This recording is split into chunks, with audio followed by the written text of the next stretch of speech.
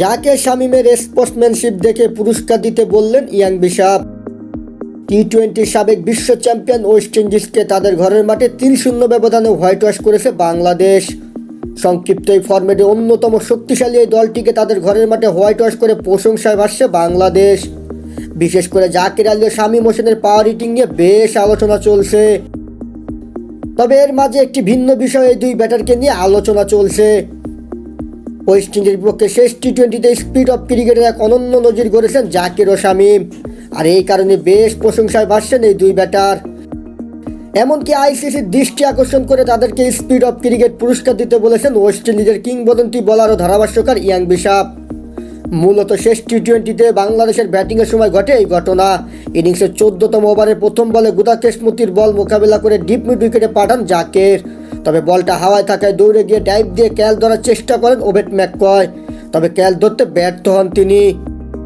ওই সময় ডাইভ দেওয়ায় কিছুটা চোট পান ম্যাককয়, তখন ব্যথায় কাতর হয়ে মাটিতে শুয়ে পড়েন তিনি। এরই মধ্যে 2 রান নিয়ে নেন জাকির ও শামীম। এরপর সুযোগ ছিল 3 রান নেওয়ার, তবে ম্যাককয়ের মাটিতে কাতরানোর বিষয়টি খেয়াল করেন দুই ব্যাটার। এরপর তারা রান নেওয়া বন্ধ করে দেন। এই দুই ক্রিকেটার স্পোর্টসম্যানশিপ দেখে মুগ্ধ হন কমেন্ট্রি প্যানেলে থাকা ইয়াং বিশাপ। সামাজিক যোগাযোগ মাধ্যমের এক্সে তাদের প্রশংসায় ভাষায় ইয়াং বিশাপ। এমনকি আইসিসি যদি এই বছর স্পিড অফ ক্রিকেট নিয়ে কোনো পুরস্কার দেয়, সেখানে জাকির ও শামীমের এই ঘটনাটিকে পুরস্কৃত করার প্রস্তাব জানাবেন তিনি। এই নিয়ে ইয়াং বিশাপ সামাজিক যোগাযোগ মাধ্যমে লিখেছেন, 2024 সালে যদি আইসিসি স্পিড অফ ক্রিকেট পুরস্কারটি দিতে চায়, সেক্ষেত্রে আমার প্রস্তাব থাকবে জাকির আলী ও শামীম হোসেনের সেই মুহূর্তটিকে পুরস্কার দেওয়ার, যখন ওবেট ম্যাককয় ক্যাচ নিতে গিয়ে চোটে পড়েছে দেখে দৌড়ে 3য় রানটি নিতে অস্বীকৃতি জানায় তারা।